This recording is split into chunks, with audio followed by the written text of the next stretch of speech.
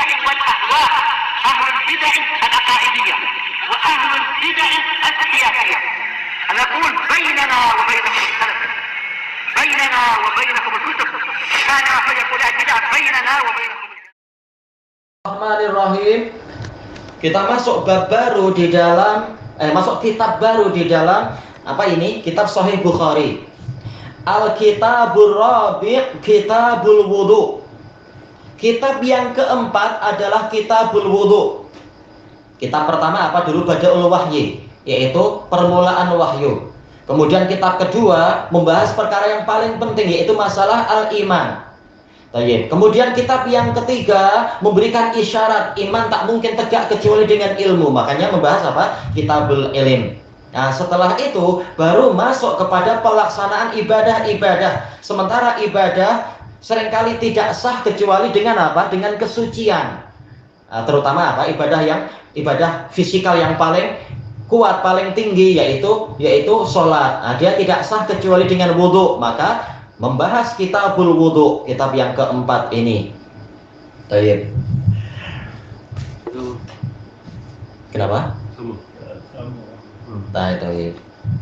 Al-wudu ini dari Al-wadha'ah, sebagaimana dijelaskan oleh Al-Hafidz di dalam Fathul Bari dan semua para pensyarah. Wudu, wadha'ah artinya adalah yaitu keceriaan, keindahan, wajah yang indah. Wadha'ah artinya adalah wajah yang putih cemerlang, dan balasan sesuai dengan amalan. Di dunia orang mukmin rajin berwudu, di akhirat memang datang dalam keadaan wajahnya itu putih cemerlang, sesuai dengan apa yang Allah Ta'ala kehendaki. Dan perinciannya jelas bukan di sini, perinciannya nanti kalau kita melewati hadis Abi Hurairah insyaallah dan sebagainya.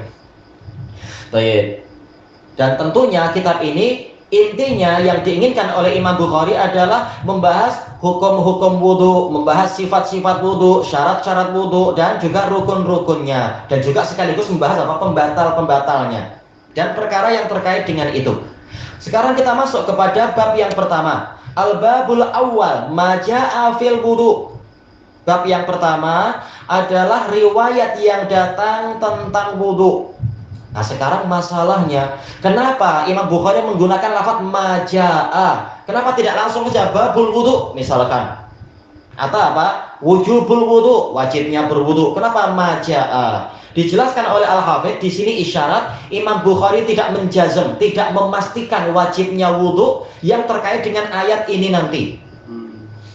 Karena memang dalam riwayat-riwayat yang lain Imam Bukhari langsung babu qaulillahi ta'ala idza qumtum ila shalah. Dalam riwayat yang lain mengatakan maja'a fil wudu, lalu menyebutkan wa qaulullahi ta'ala idza qumtum. Berdasarkan riwayat yang paling lengkap ada ini maja'a. Ini isyarat bahwasanya ayat tadi walaupun isinya adalah berupa perintah, tetapi ada perselisihan. Apakah memang wudhu itu wajib untuk setiap sholat? Menurut sebagian ulama wajib. Yang lain mengatakan dia hanya wajib untuk orang yang berhadas, dan ini pendapat jumhur salaf.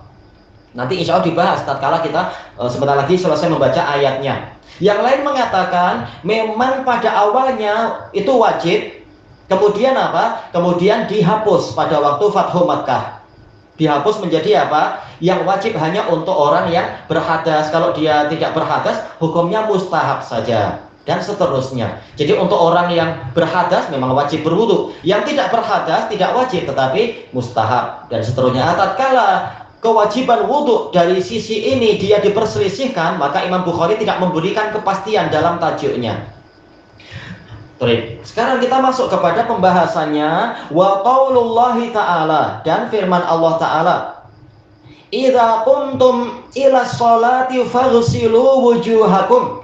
Apabila kalian berdiri menuju kepada sholat, maka cucilah, basuhlah wajah-wajah kalian, wa aydiyakum ilal marafiq, dan juga cucilah tangan-tangan kalian sampai ke siku. Wamsahu biru'usikum wa arjulakum ilal ka'bain, dan usaplah kepala-kepala kalian, dan juga yaitu cucilah kaki-kaki kalian sehingga mencapai ka'bain, yaitu mata kaki, buku lali. Baik, ini nanti kalam Bukhari belum dibahas. Sekarang ayatnya yang dibahas lebih dahulu. Di sini apa? Yang disebutkan oleh Imam Bukhari ini idza, yaitu dia adalah secara nahwu dia adalah yaitu apa? Dzaraf, dia adalah isim. Isim syarat, ghairu jazim. Dan dia adalah apa? Tidak menjazm. Dan secara usul fikih dia ini sighatu syarat, karena ini syarat. Dia adalah isim syarat. Laha mafhumul mukhalafah, memiliki makna yang berkebalikan. Di sini Allah menyatakan apabila kalian berdiri untuk sholat maka yaitu berwuduklah. Berarti kebalikannya apa? Apabila kalian tidak hendak sholat maka kalian tidak wajib berwuduk. Itu betul tidak? Betul. Secara umum betul. Kita hanya wajib berwuduk apabila kita hendak sholat. Adapun kalau kita tidak sedang sholat, kita ingin sekedar ingin duduk-duduk, ingin mandi, ingin duduk, ingin tidur, ingin jalan-jalan, wajib berwudu tidak? Tak wajib. Baik. Sebagaimana yang diriwayatkan oleh Tirmidzi di dalam Sunan beliau dan juga di dalam kitab beliau Syama'il Muhammadiyah, hadisnya sahih. Tatkala ada hidangan lalu beliau makan. Beliau hendak makan, lalu para sahabat tanya, "Wahai Rasulullah, apakah Anda hendak berwudu?" Maka beliau mengatakan, saya tidak hendak sholat sehingga saya perlu berwudu. Menunjukkan berwudu itu hanyalah apabila hendak sholat. Kalau sekedar mau makan, tidak perlu berwudu. Ini dari sisi masalah sholat dan tidak sholat. Sekarang pembahasannya, dohir ayatnya menunjukkan setiap kali mau sholat kita wajib berwudu, betul kan? Apabila kalian hendak berdiri untuk sholat, berwuduklah. Berarti apa? Setiap kali mau sholat kita wajib wudu. Dohirnya berarti karena kita tahu yang namanya idza ini isim syarat, dia memiliki makna tikror, yaitu terulang. Setiap kali mau sholat maka berwuduklah. Mau sholat qobliyah subuh wudu, nanti iqamat sholat subuh wudu lagi. Nanti duhur juga gitu, qabliyah duhur, wudu. Nanti setelah iqamat, ini mau sholat duhur, wudu lagi. Nanti sholat ba'diyah duhur, wudu lagi. Ini dohirnya.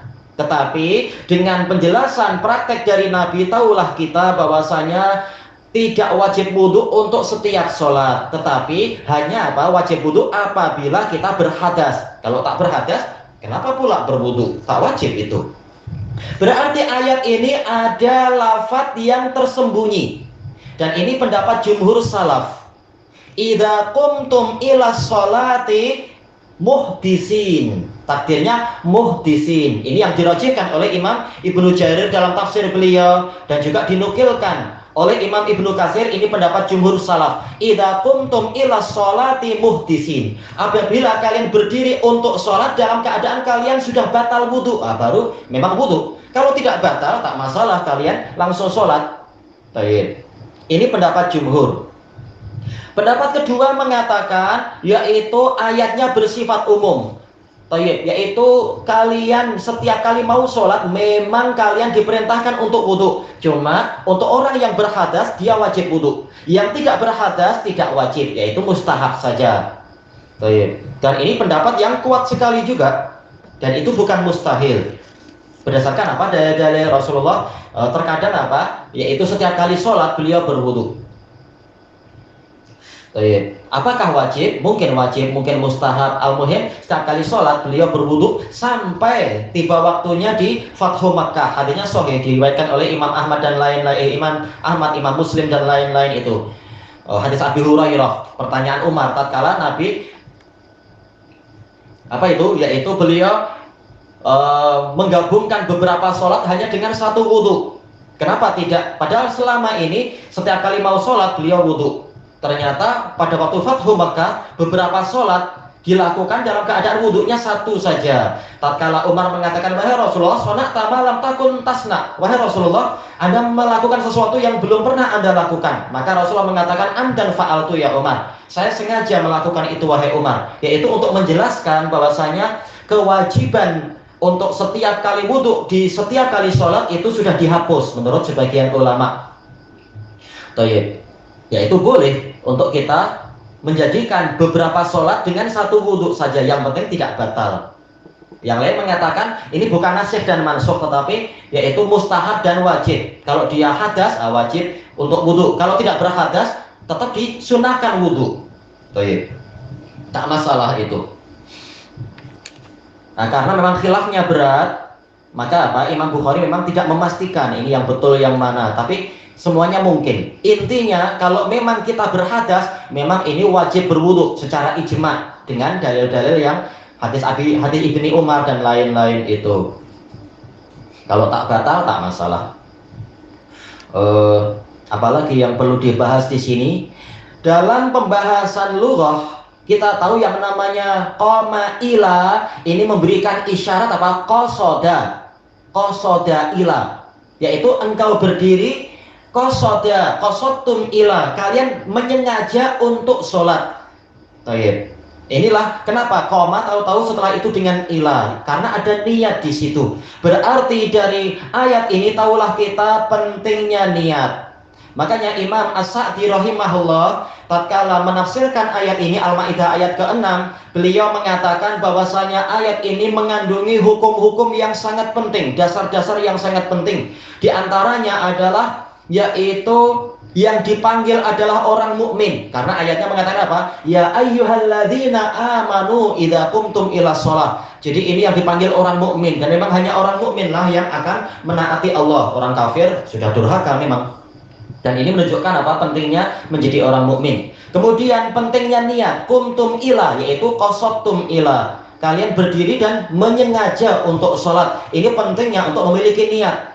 Maka barang siapa berdiri karena tidur sambil berjalan lalu sholat, maka ini tidak sah sholatnya, walaupun tak dosa, tapi tidak sah, tak dapat pahala karena tidak ada niat. Namanya tidur. Misalkan atau apa? Berdiri karena dipaksa orang tuanya misalkan untuk sholat, atau dipaksa pemerintah daripada nanti dibawakan van jenazah apa-apa, maka dia tak dapat pahala. Tapi kalau emang qasoda ila sholat, memang menyengaja untuk sholat, yaitu dia ikhlas, maka dialah yang berhak mendapatkan pahala sholat. Dan juga ayat ini memberikan isyarat pentingnya sholat, sampai-sampai dikaitkan dengan keimanan, karena memang ini adalah syarat sah keimanan. Rasulullah mengatakan apa? Faslu ma bainana wa bainahum as-shalah faman tarakaha faqad kafar. Pembeza antara kita dengan orang-orang itu, yaitu orang kafir musyrik, adalah sholat. Barang siapa meninggalkan sholat, maka sungguh dia telah kafir. Ini menunjukkan pentingnya sholat, dan dia adalah rukun Islam. Telah kita lewati dalam Kitabul Iman. Baik, kemudian ayat ini juga memberikan penjelasan tentang wajibnya wudu. Kalau tanpa wudu, tanpa kesucian, maka sholatnya tidak sah. Dan ini ijma. Baik. Kemudian juga ayat ini membahas tentang rukun-rukun wudhu yang 6 itu. Kalau kita bahas secara lengkap di sini, yang pertama apa itu? Mencuci muka. Kemudian yang kedua mencuci tangan sehingga sampai ke siku. Ini nanti akan diperinci oleh Imam Bukhari pembahasannya. Kita hanya membahas ayat secara globalnya. Perinciannya per anggota wudhu itu nanti insya Allah. Nah, sampai ke siku. Kemudian yang ketiga yaitu mengusap kepala. Baik. Dan baknya ini lil ilsaq, bukan litab'id, yaitu benar-benar semua kepala dari depan sampai belakang, dicontohkan oleh Nabi dalam hadis Abdullah bin Zaid dan hadis Utsman dan yang lainnya itu. Bukan seperti pendapat Imam Syafi'i rahimahullah, baknya litab'id, sebagian kepala saja, itu keliru. Baik, dalam Quran Al-Maidah juga dalam Quran terkait dengan ba wal yatawafu bil baitil atiq. Jelas bukan Al-Maidah ya, yaitu apa? Surat Al-Hajj, yaitu hendaknya mereka tawaf bil baitil atiq. Apakah baknya litab'id? Tak, yaitu semua bagian dari Ka'bah itu wajib untuk ditawafi. Berarti baknya memang bukan litab'id, bukan sebagian, tapi semua. Baik, kemudian yang ke berapa ini? Yang keempat kah? Baik, yang pertama wajah, yang kedua tangan, yang ketiga kepala. Betul kan ya? Kemudian yang keempat adalah kaki. Wa arjulakum ilal ka'bain, bukan arjulikum. Ini qiraah syadzah arjulikum, tapi arjulakum. Berarti Arjulakum ini maktuf kemana? Bukan maktuf ke ru'usikum, karena ru'usikum majrur. Tapi arjulakum dia mansub, berarti maktuf kemana? Ke aidiakum. Berarti apa? Kaki itu dicuci, bukan diusap. Tidak seperti apa pendapatnya orang-orang Syiah, diusap saja. Ini salah besar. Baik. Tetapi apa? Dicuci. Kaki itu dicuci sehingga sampai ke buku lali. Pembahasannya nanti tatkala sudah masuk ke bagian pencucian kaki insya Allah. Tapi kita sekedar menyebutkan gambaran dari ayat ini. Baik, kelanjutannya di masa hadapan insya Allah kalam Imam Bukhari dan seterusnya, karena ini pembahasannya sudah agak lain setelah ini. Baik, untuk pembahasan ayat selesai sampai di sini. Subhanakallahumma wa bihamdika la ilaha illa anta astaghfiruka wa atubu ilaik. Walhamdulillahirabbil alamin. Jazakumullahu khairan.